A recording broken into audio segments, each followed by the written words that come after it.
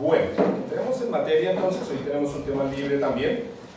Quiero empezar con una pregunta. ¿Cuál creen ustedes que es el tema que más inspira películas, poesías, canciones? El amor. ¿El amor? El desamor también. Eso levantó suspiros. Muy bien, sí, creo que es el tema. En mi caso el desamor. Pero también es el amor. El despecho.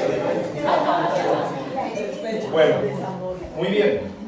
Y creo que sí, el concepto del amor es uno de los que más se habla en todas las películas. Tienen cuestiones de amor, las obras, mejor dicho, las canciones, la poesía, todo tiene mucho que ver con el amor, está inspirado en eso. Pero paradójicamente es una de las cosas que menos se entiende, quizás porque hay demasiada información y esa información, como está basada como en la poesía, entonces son cosas como muy subjetivas de lo que el poeta sintió cuando escribió sus letras. Entonces es un tema muy tergiversado, por decirlo así. Y aunque la poesía y las canciones se ha inspirado sobre todo, bueno, el amor de pareja, el amor de esposos, por decirlo así, vamos a hablar del amor, pero del amor desde el punto de vista del amor hacia los demás y el amor hacia Dios. Vamos a hablar de esos versículos en la palabra del Señor. Quiero invitarlos a Mateo 22. Muchas gracias, hay una muestra de amor ya. Mateo 22, 34 al 40.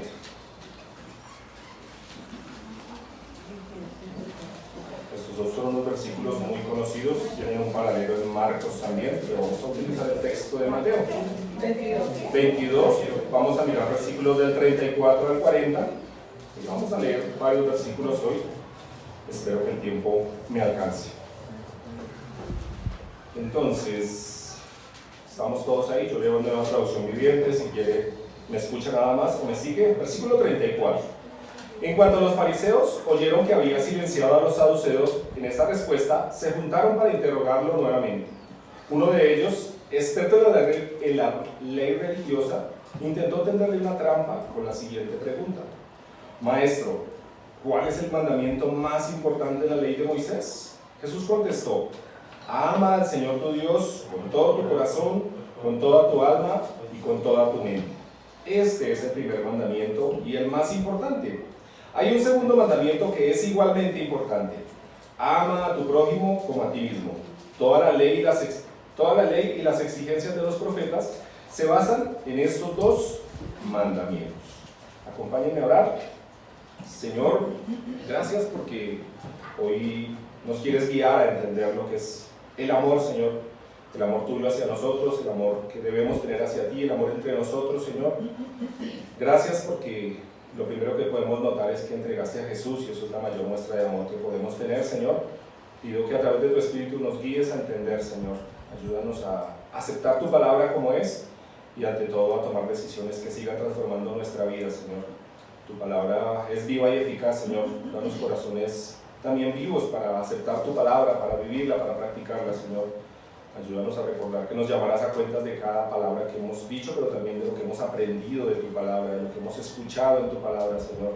Somos responsables delante de ti por cada enseñanza, Señor, si la hemos vivido o no. Te necesitamos para todo esto, nuestras fuerzas es imposible, por eso pedimos que a través de tu Espíritu nos ayudes a entender y nos ayudes a vivir tu palabra.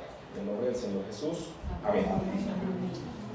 En el contexto de este texto, valga la redundancia, Mateo viene hablando acerca de que los saduceos y los fariseos estaban poniéndole muchas trampas a Jesús. Querían que él dijera algo incorrecto, querían hacerlo caer con sus palabras. Entonces le preguntaban, si usted mira los textos anteriores, muchas veces le preguntaban cosas como tendenciosas para hacerlo caer. Aquí un escriba, que era un experto de la ley, alguien muy estudioso de la ley, una vez más trata de hacer caer a Jesús. Le pregunta cuál es el más grande o cuál es el más importante mandamiento en la ley de Dios. Jesús le dice dos mandamientos, le cita dos mandamientos. Ama al Señor tu Dios con todo tu corazón, alma, mente y fuerzas. O sea, con todo. Y le dice que hay un segundo mandamiento igualmente importante: ama a tu prójimo como a ti mismo. Vamos a profundizar en estos dos mandamientos, así dividir la enseñanza. La primera parte será amor a Dios, el amor al Señor nuestro Dios, y el segundo será el amor al prójimo. Como título le coloqué tentativamente nuestro deber de amar, y quiero enfatizar eso, ya lo voy a enfatizar, pero es nuestro deber de amar, debemos amar, no es algo opcional. Primero sería entonces el amor hacia Dios. Jesús hace saber al escriba que el mandamiento más importante es amar con todo nuestro ser a Dios. Es interesante que dice, habla del corazón, el alma, la mente, las fuerzas, y eso en sumatoria es todo nuestro ser, con todo nuestro ser. Ese mandamiento ya había sido dado, en Deuteronomio 6 se había dado a Israel ese mandamiento de que debían amarlo. Ellos ya sabían que debían amar a Dios con todo su ser. Pero notemos ideas claves allí. Preguntémonos, ¿qué es el amor? Empezando por ahí, les decía al principio que tenemos muchas ideas un poco tergiversadas o extrañas con relación al amor, o puede que sean correctas, pero como siempre miremos a la luz de la palabra. La primera idea que se nos viene es que el amor, o la primera idea que nosotros culturalmente tenemos es que el amor es un sentimiento. ¿Y el sentimiento a qué se refiere? A sentir, ¿cierto? Yo siento, o sea, si siento algo.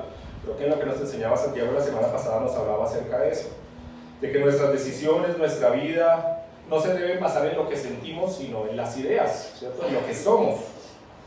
No debemos basarlo en nuestras emociones porque son subjetivas, ¿cierto? Nos llevan de diferente manera. Nuestras emociones deben basarse en la razón, en la verdad, en la palabra de Dios.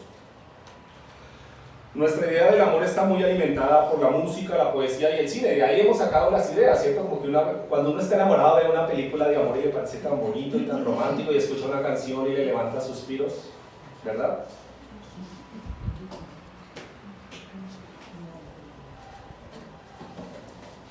Eso fue lo que se nos enseñó culturalmente. Quizás nadie nos definió, bueno, te voy a explicar lo que es el amor, muy pocas veces nos ha pasado eso, sino que las ideas las sacamos como de ahí. Quizás por eso nuestra idea puede estar muy tergiversada. El amor se muestra como una emoción, o sea, como que el concepto de quedé flechado, ¿cierto? El concepto de Cupido. Entonces, la persona estaba por ahí, llegó a Cupido y lo cogió desprevenido y le lanzó una flecha, ¿cierto? Eso define muy bien el concepto del amor que se tiene entre nosotros, ¿cierto? Como que yo estaba por ahí, de pronto el amor llegó y me flechó y hasta ahí llegué. Lo muestra como el amor a primera vista, como que yo vi a esa persona y ya dije, con ella me quiero casar y tener 2 hijos. O el amor como un estado de trance, que me enamoré y ahí para adelante como que la gente, oiga, está enamorado, como que tiene que despertarlo porque vive en un mundo de poesías y de pajaritos. Y en el nombre de ese concepto y de esa idea errada que tenemos, parece que el amor justificara todo. Entonces muchas canciones dicen, me enamoré de él o de ella, pero estaba casado, pero es que yo me enamoré. O sea, ustedes tienen que entender que yo estoy enamorado o enamorada de esa persona. Y parece que ese amor justificara cualquier cosa, ¿cierto? Esa idea del amor que se tiene. Parece que eso debiera ser aprobado por todos porque fue en el nombre del amor, ¿cierto? O sea, no fue por malo, yo no quería serle fiel a mi esposa o esposo, sino simplemente el amor llegó y ahí sí, si el amor llega, cuando el amor llega de esa manera uno no se da ni cuenta, dice la canción, ¿cierto? O sea, quererse no tiene horario, ni fecha, ni calendario, y mejor dicho, si las canciones alimentan todas esas cosas y ese concepto parece que aún se cuela entre nosotros como creyentes. También pensamos en el amor como de ese modo, como que es algo que sentimos, pero si no lo sentimos pues no es mi culpa. Si a alguien de aquí en la congregación me cae mal y no siento amor por él, pues el problema es de él, ¿cierto? Parece que así lo vemos. Si yo lo siento, chévere, porque voy a llamar a esa persona, pero si no lo siento, entonces si ven como la desfiguración de eso, entonces ese concepto puede traer muchas cosas erradas. La Biblia claramente no nos define o nos da un concepto específico del amor, no nos dice el amor es y nos da una definición muy, ¿cómo se llama?, intelectual, sino nos da unas características de lo que es el amor, no lo define en términos prácticos. La Biblia nos dice primeramente que el amor es un mandato. El texto que estamos estudiando dice que es un mandamiento, ¿cierto? Es un mandamiento, Dios nos manda a amar. Y cuando algo es un mandato es porque lo podemos obedecer, ¿cierto? No se trata de si queremos obedecerlo, si los sentimientos nos dan o las emociones nos dan, sino que si es un mandamiento, es porque tenemos la capacidad de hacerlo. Somos mandados a amar sin importar cómo nos sintamos con relación a eso. Jesús retoma el mandamiento del Antiguo Testamento de amar a Dios con todo el ser. Esto confronta, es muy confrontante, ¿no? Porque tal vez ninguno de nosotros puede decir, o si alguien lo puede decir, que nos diga la fórmula de que ya ama a Dios con todo su ser, con toda su alma, con todas sus fuerzas, con todo su corazón, con toda su mente. Es confrontante. Cuando estudié pensé, bueno, ¿y por dónde empiezo? O sea, ¿qué es lo que tengo que hacer para poder que en mí nazca ese amor hacia el Señor, o de dónde viene ese amor? Miremos algunos ejemplos. Primera de Juan 4, 7 al 10. ¿No me puedes ayudar a mirar ese texto, por favor? Primera de Juan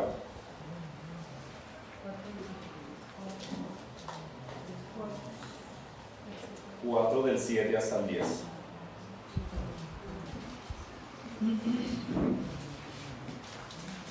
Dice, 1 Juan 4, del 7 al 10. Amados, amémonos unos a otros, porque el amor es de Dios. Todo aquel que ama es nacido de Dios y conoce a Dios. El que no ama no ha conocido a Dios, porque Dios es amor. En esto se mostró el amor de Dios para con nosotros, en que Dios envió a su Hijo unigénito al mundo para que vivamos por Él. En esto consiste el amor, no en que nosotros hayamos amado a Dios, sino en que Él nos amó a nosotros y envió a su Hijo en propiciación por nuestros pecados. Amados, si Dios nos ha amado así, debemos también nosotros amarnos unos a otros. Hasta ahí, gracias. Dice que el amor viene de Dios. En otras partes de la palabra nos dice que Dios es amor, es su naturaleza, ¿cierto? Entonces, ¿cuál es la fuente del amor verdadero? Dios. Él es la fuente del amor verdadero.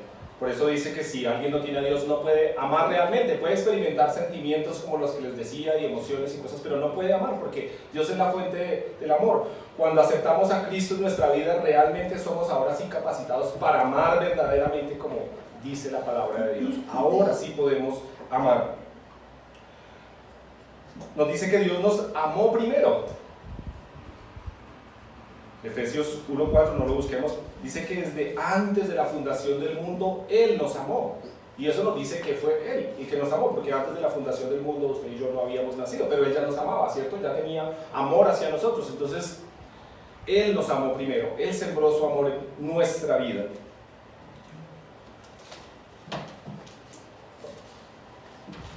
Romanos 5:8, ¿quién me puede ayudar a leerlo, por favor?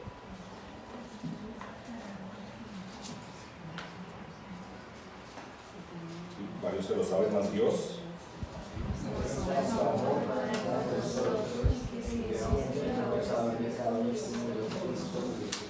Listo, me gusta. Lo que quiero subrayar es que Dios mostró su amor. No solamente dijo, no solamente Dios en su palabra nos dice te amo y te amo y te amo, no, sino mostró su amor. ¿Y cómo lo mostró según el texto que le acabamos de leer? Por recitarlo bien. Envió a su Hijo. El amor de Dios fue práctico, el amor de Dios no fue teoría nada más, sino lo que hizo fue entregar a su Hijo para que muriera por nosotros, y esa es la mayor muestra de amor, ¿cierto? Él entregó a su Hijo por nosotros cuando éramos pecadores. A nosotros nos puede nacer de alguna manera fácil el amor hacia nuestros hijos, a pesar de que a veces nos saquen el enojo, ¿cierto?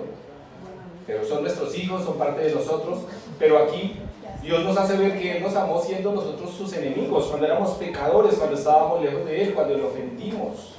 Esa es la mayor muestra de amor. Amar al que es bueno conmigo, al que está conmigo, al que me ayuda, es entre comillas fácil, ¿cierto? Pero amar al enemigo, al que me ofende, al que me maltrata, es la lucha más grande que puede tener uno, ¿cierto? No sé si usted en su mente tiene a alguien que le hirió en su niñez, en su juventud, y hoy en día tiene la foto guardada ahí en su WhatsApp mental, lo tiene en el archivo porque le hizo algo que usted puede estar luchando. Bueno, le digo para no quedarse ahí que hay que entregar eso en las manos del Señor, hay que poder perdonar, ¿cierto? Pero amar al que me ama, al que me hace bien, es muy sencillo, pero la prueba verdadera del amor es amar al enemigo, y Dios hizo eso. Dios amó a nosotros nos amó a nosotros siendo absolutamente sus enemigos. No había nada que le pudiéramos ofrecer, ¿cierto? No podíamos darle nada a cambio, no teníamos nada para decirle a Dios, yo te doy esto a cambio de que tú me salves o a cambio de que tú me ames, no. La Biblia siempre nos muestra que en el ser humano no había mérito o no hay mérito para ser salvado, solamente fue la gracia y el amor de Dios, solamente por eso es que somos salvados y Dios mostró así su amor. Ahora, el amor también está ligado al conocimiento. Para conocer, o sea, para amar a Dios lo primero que tenemos que hacer es conocerlo. Si no conocemos a Dios, usted no puede amar a algo que no conoce, ¿verdad? Y cuando, le pregunto algo, cuando usted se enamoró, los que están casados o comprometidos, cuando usted se enamoró, ¿cómo le parecía a esa persona en términos, defínamelo en una sola palabra? Maravilloso. No solamente te dijo, la cara que hizo. ¿Le parecía perfecta, cierto? Que tenía defectos, que era de un genio. No es de un genio, lo que pasa es que tiene carácter fuerte. ¿Que es un tacaño? No es tacaño, es que administra muy bien su dinero. O sea, nosotros defendíamos todos los defectos. La familia le decía, ten cuidado porque es que ese señor es como de muy mal genio. Es que es de carácter fuerte, pero así tiene que ser. O sea, uno veía a esa persona perfecta y por eso, entre comillas, se enamoró de esa persona. Porque consideró y soñó en un futuro y dijo, mira, esta persona tan perfecta que es, maravilloso todo lo que podría hacer con esta persona, porque es perfecta, ¿cierto? Ese fue el concepto. Pues, perfecta no era, ¿cierto? Nos hemos dado cuenta después, ¿no? Nos hemos dado cuenta que no somos perfectos, ¿cierto? Mi esposa ahora me conoce todos los defectos, yo le conozco los de ella y cada uno a su lado, o con la persona que compartió, o con la persona que se va a casar, jóvenes. No es perfecta, por favor. Pero en cambio Dios sí es perfecto. Al conocerlo a Él, conoceremos a la persona ideal, perfecta, que no tiene defectos, que todo lo que hace, lo hace bien. Él es perfecto. Al conocerlo, entre más realmente lo conozcamos, más podremos enamorarnos de Él, ¿cierto? Porque Él todo lo hace perfecto. Él no es injusto, ¿cierto? A veces nos jala las orejas y nos llama la atención, pero en un acto de injusticia no, porque quiere lo mejor. Que como esposos y como padres e hijos experimentamos eso, ¿cierto? Mi esposa muchas veces tiene que llamarme la atención y en el momento puede que me enoje y diga cosas, pero después tengo que pensar, oiga, tiene razón, lo está haciendo por mi bien, ¿cierto? Entonces, de la misma manera, Dios también hace muchas cosas duras en nuestra vida, difíciles, que a veces no entendemos, que no podemos explicar, pero podemos confiar en que todo es hecho para nuestro bien. Al pensar al encontrarnos con el Señor en su palabra, por medio de la oración, como decía Carmencita esta mañana, podemos ver al Señor, podemos meditar en Él, podemos entender la verdad y la profundidad de cada parte. La Biblia nos habla de toda la obra, todo lo que Él ha hecho por nosotros, y eso debe hacer crecer el amor de nosotros hacia Dios. Eso es lo que debe transformar nuestras vidas. Para terminar esta sección, Juan nos dice también, no lo vamos a leer, Juan 14:15 dice que amar está ligado a obedecer. Si me amáis, guardad mis mandamientos. Uno no puede decir yo amo a Dios si no le está obedeciendo, ¿cierto? De la misma manera, en la manera práctica, pensemos en la relación de esposos o de padres e hijos. Yo no le puedo decir a mi esposa que sí la amo si no le estoy siendo fiel, si no le estoy escuchando sus necesidades, ¿cierto? Es la prueba de que realmente la amo, es que le obedezco a lo que ella necesita. Del mismo modo con Dios, si yo digo que amo a Dios, la prueba debe ser que le obedezco, que estoy procurando, no que soy perfecto, porque perfecto sobre esta tierra no vamos a llegar a ser, pero sí estoy trabajando en eso, en decir, bueno, yo estoy haciendo esto mal, entonces tengo que entregar esa área de mi vida y estoy procurando la obediencia. Entonces, una buena área para evaluar si realmente amo a Dios es obediencia, ¿cierto?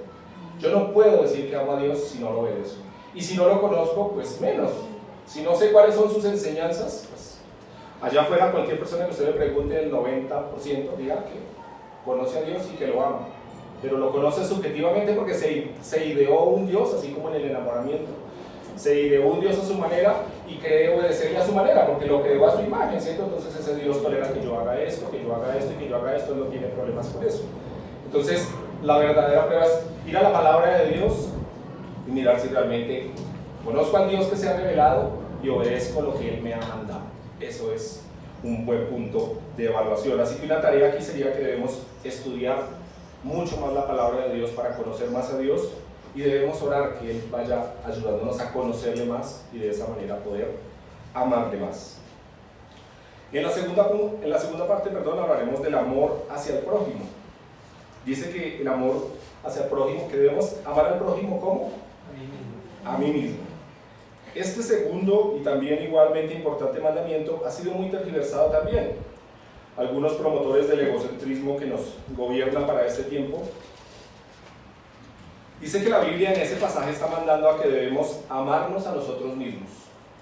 Algo así como que si primero no te amas, no puedes amar a otros. Ese es el concepto que se está tratando de promover. Pero fíjense que Jesús no dio aquí 3 mandamientos, no son 3 mandamientos, Él dijo son 2 mandamientos, no es ámese a sí mismo, ame al prójimo y ame a Dios, no, son solamente 2, ame a Dios y ame al prójimo.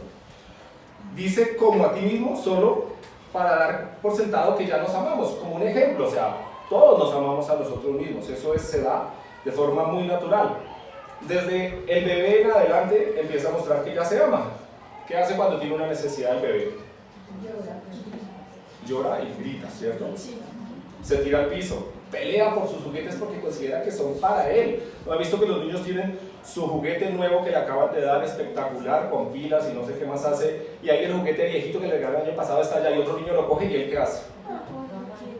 Va y pelea por su juguete, ¿cierto? Este juguete también es mío, ¿cierto? Naturalmente el niño sin entendimiento, pero ya muestra su propio ego, su propio egocentrismo, perdón. Y quizás en esta época la psicología y la educación infantil viven promoviendo la idea de que debemos reforzar la autoestima de los niños, y entonces hay que decirles sí, tú puedes, eres el príncipe, eres la princesa, todo lo vas a lograr, eres, mejor dicho. Eso realmente es peligroso y antibíblico. Por el contrario, la Biblia nos enseña que debemos corregirlo y ayudarlo a salir de ese egocentrismo en el cual se encuentra metido él, ¿cierto? Él siempre quiere lo mejor para sí. O sea, cuando en el tarro de galletas quedan 3 galletas y uno le dice cómo hacen las galletas, el más rápido coge 2 y al otro le dejó unas. Naturalmente, si la presa del pollo favorita es el pernil, el más rápido coge el pernil, ¿cierto? Es natural esa tendencia, y eso no se nos quita con los años, ¿cierto? Seguimos siendo así, queremos tener el primer lugar en muchas cosas, ¿cierto? A veces comparamos lo que tienen otros y siempre pensamos que como que mereceríamos más y necesitaríamos más, nos sentimos ofendidos porque alguien nos pisó, porque nos robó el puesto, porque sí, eso es algo innato en nosotros, pero la Biblia dice que debemos cuidarnos de eso. Todos por naturaleza nos amamos, y nos amamos tanto que es el principal obstáculo para amar a los demás, porque amar a los demás significa darme, ¿cierto? Como lo que estamos aprendiendo, no es solamente decirle te amo, eres lo mejor, sino tengo que darme, ¿cierto? Quizás si el hermano no tiene para el almuerzo, entonces tengo que decir, en vez de comerme la bandeja espectacular que pienso comerme, quizás lo que Dios me manda es que debo compartir con el hermano, y eso ya implica sacrificar algo de mí, ¿cierto? Siempre el amor implica eso, sacrificar, estar dando por los otros, Entonces, lo que más se opone a ese amor hacia los hermanos es mi naturaleza caída, mi propio egoísmo, el querer todo para mí. Algunos textos que refuerzan eso de que nos amamos mucho es, por ejemplo, Efesios 5:29, no lo vamos a buscar por cuestión de tiempo. Dice, nadie aborreció jamás su propio cuerpo. Dice que nadie se odia a sí mismo.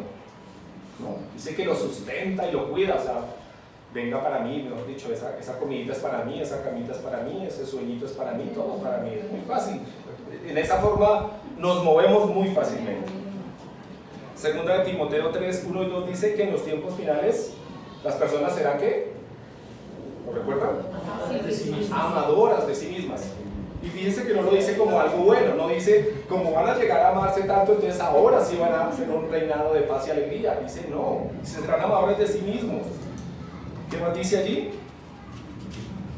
Dice que serán amadores de sí mismos, orgullosos, vanagloriosos, desobedientes y blasfemos. Segunda de Timoteo 2, 1 y 3, si quieres ahorita que lo compares. 3, 1 y 2, sí, gracias. O sea, dice que lo mete dentro del concepto de cosas malas. El amor propio no es un concepto que la Biblia promueva de ninguna manera, porque vuelvo y digo, más bien es algo que se opone al verdadero amor. Quizás por eso los hogares o matrimonios hoy en día se acaban tan fácil. Imagínense 2 personas egocéntricas, amadoras de sí mismo, casadas, ¿no? No pueden durar mucho, están destinados al fracaso. Algunas frases que miré por ahí en internet dice, quédate con quien te valore, quédate con quien te saque tiempo, quédate con quien se muera por ti, que sacrifique todo por ti, que te acepte como eres, que no te quiera cambiar. No te conformes con menos, lo mereces. Esos son los eslogans del amor, de las esquelas de hoy en día, de las tarjetas. Y pues como poesía y letra para vallenato está muy bonito todo eso. Pero en la realidad imagínense una pareja así, los dos esperando recibir. Sacrifícate por mí. Entrégate por mí. No trates de cambiarme. ¿Usted cree que dos personas conviviendo así van a llegar a algún lado? Es imposible. El amor requiere bajar, ¿cierto? Y yo utilizo el ejemplo del amor porque es el lugar donde más uno se ve confrontado a esas cosas, ¿cierto? Porque su esposa sí le conoce a uno todas las mañas y todo lo egoísta y todo lo flojo que puede ser, ¿cierto?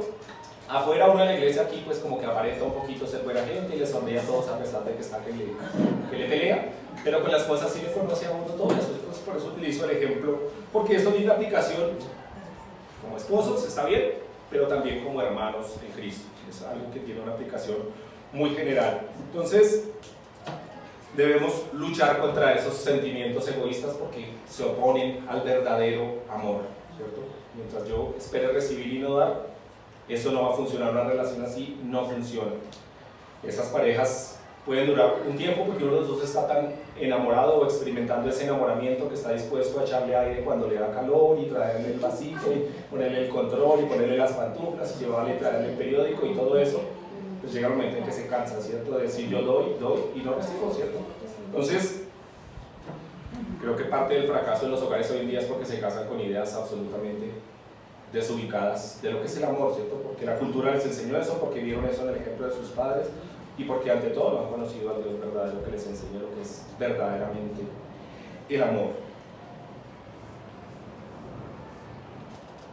La Biblia, o sea Dios mismo, cuando nos habla acerca del amor, le habla a los creyentes, porque los creyentes son los que estamos capacitados para amar. Necesitamos a Cristo para poder amar verdaderamente, como dice su palabra. Y el parámetro de ese amor es, el parámetro de cómo debemos amar a los demás es como a nosotros mismos. Piense eso siempre. Bueno, estoy amando al otro como a mí mismo o me reservo algo para mí siempre. Es un duro estándar también. Y pensemos aún más que debemos amar al otro como Cristo nos amó. ¿Y cómo nos amó Cristo? A pesar de los defectos, a pesar de que no éramos buenos, ¿cierto? Porque vuelvo y digo, nuestro sentimiento de amor hacia los demás queremos experimentarlo es porque el otro es chévere y nos cuesta, entre nosotros, nomás aquí en esta congregación propiamente, podemos tener mucha empatía con algunas personas porque compartimos gustos, porque es muy chévere, porque es muy chistoso, porque no sé, pero con otras personas nos puede costar mucho, ¿cierto? Pero pensemos en el ejemplo de Cristo. Él no amó al que le pareció chévere y a uno que otro no, sino nos amó a todos. Se entregó por todos. De la misma manera tenemos que luchar contra eso, contra ese egoísmo finalmente, de conseguir a alguien afín a mí, que como que comparta lo mío y que me haga sentir feliz, pero no pensando en cuánto yo puedo aportarle, ¿cierto? El amor implica también entre nosotros el corregirnos. Es muy difícil, ¿cierto? Decirle a alguien, ten cuidado con esto, estás muy flojo en la iglesia, ten cuidado con lo que estás haciendo, ¿cierto? Pero creo que debemos orar por eso, que el Señor nos dé sabiduría para hablar, que no sea nuestra carne, que no sea nuestra crítica la que quiere ir y cambiar al otro al bibliazo en la cabeza, sino que sea por el amor de Cristo. Pero sí debemos estar orando por eso, por decir al hermano que no lo volvimos a ver, al hermano que está como desanimado, al hermano que lo vimos como en el pecado. Debemos orar por eso y debemos animarlo y decir, hermano, por el amor de Cristo, vuelve a Él, ¿cierto? Eso implica el amor. El amor no es solamente algo romanticón y bonachón, sino es algo que implica todo eso: sacrificio, esfuerzo, trabajo, tener tanto amor por el otro que lo trato de cambiar, no a mi manera, sino a la manera de Cristo, o que lo ayudo a cambiar a la manera de Cristo. Creo que eso se puede ilustrar muy bien con nuestros hijos. Como padre uno tiene que estar corrigiendo, ayudándolos a salir adelante, ¿cierto? Uno no ve a su hijo, o no sé, la mayoría, bueno, hoy en día creo que sí se ve, pero la mayoría de padres creo que no ven a sus hijos haciendo mal y tratan de ayudarlos, ¿cierto? No faltan los casos en las noticias de que el papá le enseñó al hijo a ser delincuente y entre los dos robaban y hacían, bueno, eso ya es extremo. Pero nosotros como creyentes sí debemos estar corrigiendo y educando a nuestros hijos, ayudándolos a formar en ellos la imagen de Cristo. Debemos amar al otro de manera sacrificial, porque digo, entregando. El amor verdadero implica sacrificio, implica salir de nuestra zona de confort, como se dice hoy en día, salir de lo que somos para darle al otro. Dice la Biblia que considerando a los demás como superiores a sí mismo. ni siquiera como iguales, dice que como superiores a sí mismo. Pues le digo, eso desafía, ¿no? Ver al otro como superior, uno dice, bueno, no veo como igual, pero superior, pues, pero la Biblia nos dice que así debemos amar a los demás. 2 versículos más para cerrar, Juan 13, 34, 35. ¿A quién le pido el favor? ¿O quién me quiere ayudar? Juan, Evangelio de Juan.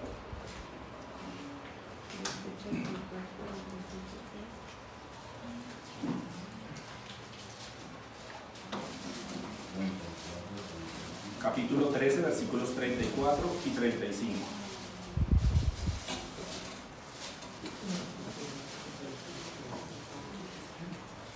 Un mandamiento nuevo os doy, que os améis unos a otros como yo os he amado, que también os améis unos a otros.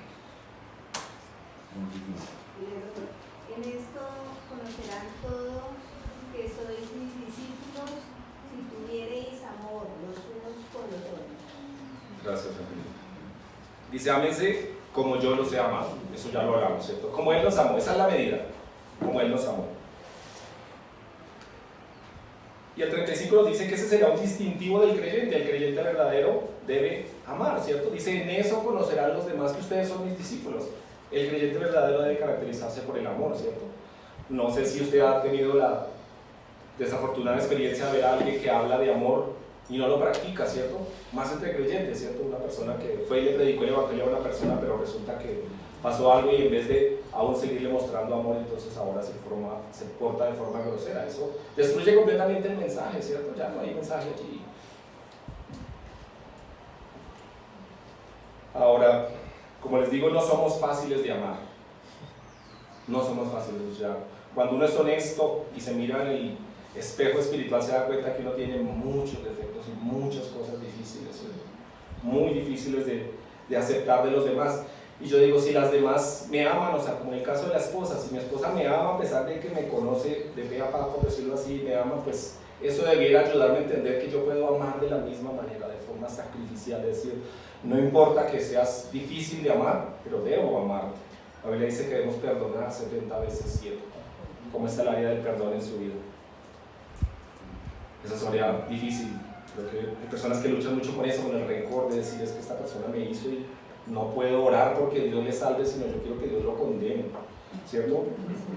Y es un creyente y puede luchar mucho con eso, ¿cierto? Con sentir tantas rabias, tanto desprecio por algo, pero a veces que debemos perdonar, o sea, que no debe haber, como les decía, esa imagen allá de la persona, cuando hablan de rencor a usted le aparece ahí en el archivo de esa persona, es porque hay algo, una herida fuerte que con la ayuda del Señor usted puede quitar de su vida. Y amar es más que palabras, les decía, o sea, amar no se trata solamente de decir te amo y hermano, Dios te bendiga y mejor dicho, es una bendición para mí, sino el amor es, aunque no está mal las palabras, no estoy diciendo que las palabras estén sobrando, son necesarias. Yo soy poco dado a las palabras y mi esposa me dice, te falta expresar más el amor con tus palabras, pero vuelvo y digo, no se queda solo en palabras, debe ser mostrado el amor, debe ser hechos. Y les decía, es la evidencia del testimonio entre los no creyentes. En eso conocerán al Señor. Cuando mostramos amor verdaderamente creyente, estamos evangelizando de una manera sorprendente, ¿cierto? Los demás pueden ver, sí, hay amor en ellos, sí, realmente. Sí, Dios está cambiando su vida. Antes no tenía amor, ahora muestra amor, a pesar de las cosas que puedan pasar. Es de notar que Jesús no dijo, las personas conocerán que ustedes son mis discípulos porque van a la iglesia todos los domingos, o porque leen la Biblia, o porque cantan bonito, no. Dice que conocerán porque tengan ferviente amor, porque tengan amor. Eso es lo que la gente quizás allá afuera está necesitando. Y como les decía, la idea tergiversada del amor allá afuera deja a la gente más vacía, quizás el aumento de suicidios, el aumento de abandonos, todo eso está vinculado a la falta de amor de la sociedad que está experimentando. La gente allá afuera necesita el verdadero amor. Y usted y yo, por la gracia del Señor, la tenemos, podemos ir y compartir ese amor de Dios. Que el amor nos motive a todo, que nuestro deseo de ir a hablarle de Cristo a una persona no sea por decir es que yo llevé un invitado a la iglesia el domingo, porque yo soy el evangelista de la iglesia, no, sino porque sea amor. ¿Cierto? Que Dios nos coloque ese sentido de decir esta persona va rumbo al infierno, a la condenación. Que eso sea, que yo tenga compasión por eso, que el motivo sea el amor. Que el motivo no sea otra cosa diferente por cumplir, por decir es que yo sí estoy, mi casilla de evangelismo está llena porque yo invito personas, que sea el amor, que sea esa la motivación. Y eso nos hará tenerle paciencia, porque a veces uno le habla a una persona y la persona o no le presta atención o hasta se burla de uno, ¿cierto? Entonces, y uno se siente ofendido por eso, pero digo, si es el amor la motivación, creo que eso no va a pasar. Oremos al Señor que nos ayude a crecer en el amor hacia otros. Cerremos con 1 Corintios 13, no se puede hablar del amor sin 1 Corintios 13. No lo vamos a leer, qué pena lo estaba buscando, pero no, por tiempo creo que no. Y aquí tampoco se nos da una definición del amor, pero describe de manera práctica lo que es el amor. Dice que el amor es paciente, sufrido, benigno o bondadoso. Eso debe caracterizar nuestro amor. Paciente, sufrido y bondadoso. Dice que no es celoso. Dice que no es envidioso. No es jactancioso, no es presumido, no es arrogante, no es egoísta, no es ofensivo. Dice que no se irrita fácilmente. Nuestro amor no puede ser que se irritó porque el otro hizo algo que no me gustó. Dice que el amor no se da por vencido. Y vuelvo y digo, cuando uno está enamorado lee ese texto de la Biblia y se lo aplica a la persona a la que ama, pero a veces está bien, toca aplicarlo allí, pero hay que aplicarlo también en el amor entre hermanos, ¿cierto? Mi amor no se puede dar por vencido con los hermanos. Mi amor no debe perder la fe. Mi amor debe mantenerse firme a pesar de todo lo que pasa. Esas son las características del amor. Dice en los primeros versículos, ¿alguien me los quiere leer en 1 Corintios 13?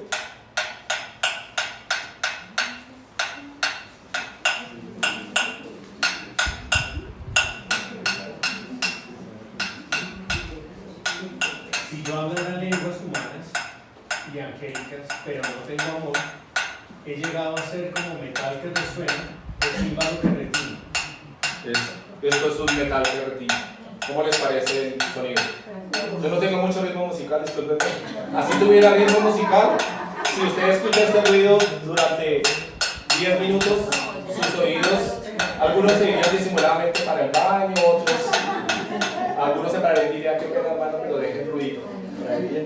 La Biblia nos describe que eso somos cuando creemos que tenemos muchos dones y muchas capacidades, pero no tenemos amor. Porque el contexto del que está hablando dice que si yo hablara lenguas angélicas, profetizara, entendiera los planes de Dios, tuviera fe para mover montañas, diera todo lo que tengo por los pobres, entregara mi vida. Describe cosas admirables, ¿cierto? Que tuviera la fe que mueve las montañas, que entregara su vida por otros. Uno dice, esos son los gigantes de la fe, ¿cierto? Pero dice que si todo eso no lo hacemos por amor, somos como una olleta que suena horrible, la olleta de trigo en mi casa. Eso somos sin el Señor. Si lo traducimos a nosotros, a nuestro tiempo, si yo predicara muy bonito y ustedes dijeran maravilloso, o si yo toco la guitarra o el piano esplendorosamente, o si canto muy bonito, o si fuera un gran maestro o maestra de escuela dominical, o si fuera un evangelista que fuera a los países más peligrosos, o si fuera un gran misionero, pero si no tengo amor, soy solo ruido. Al final del texto que empezamos leyendo decía que el amar a Dios cumple la ley y los profetas. La palabra de Dios se resume en amar a Dios y amar a los hermanos, ¿cierto? Si yo tengo amor no voy a pecar contra ellos, así de sencillo es, ¿cierto? Si yo los amo, ellos serán lo más importante y estaré dispuesto a hacer lo que sea por no ofendernos. Oremos, hermanos, por favor. Señor, queremos colocar en tus manos nuestras vidas, Señor. Podemos ponernos delante de ti, tú nos conoces, tú sabes cuánto te amamos, tú sabes que luchamos con eso, Señor, luchamos con nuestro corazón, tú sabes aquel que no te conoce, Señor, y quizás quisiera amarte, pero no puede, porque tú no estás ahí, Señor, para darle la capacidad de amar, Señor. Por aquel que no te conoce, aquella persona que no ha entregado su vida ahora, porque tú le puedas salvar, Señor, porque Él se disponga para ti y entienda el amor más maravilloso que pueda haber sobre la tierra, y es el amor tuyo reflejado en la obra de Cristo que se entregó para salvar a seres pecadores, no a seres buenos, Señor. Gracias por ese amor reflejado en Él. Te pido porque nos ayudes a evaluar cómo estamos en el amor entre nosotros como hermanos, Señor, y aún con los que no te conocen, danos compasión y amor para con ellos, Señor. Necesitamos crecer en el amor, reconocemos que estamos quizás lejos de ese punto, Señor, pero también reconocemos que delante de nosotros está tu palabra que nos puede capacitar y ayudar para amar a los demás, Señor. Ayúdanos a ver que tú nos amaste sin haber mérito en nosotros y que del mismo modo podemos amar a aquel que nos cuesta amar, Señor. Ayúdanos a no preocuparnos tanto por hacer tantas cosas para ti si primero no está el amor en nosotros, Señor. Porque ese amor inquiétanos, Señor, a buscarte, a pedir que transforme nuestras vidas en esas áreas en que nos cuesta perdonar, en que nos cuesta amar y aceptar al otro tal como tú lo has creado, Señor. Ayúdanos a entender que los demás también han sido creados a la imagen de Cristo. Te necesitamos para todas estas cosas, Señor, y pido que nos ayudes a vivirlas de manera práctica. En el nombre del Señor Jesús, aquel que es la mayor muestra del amor, te lo pedimos. Amén. Amén.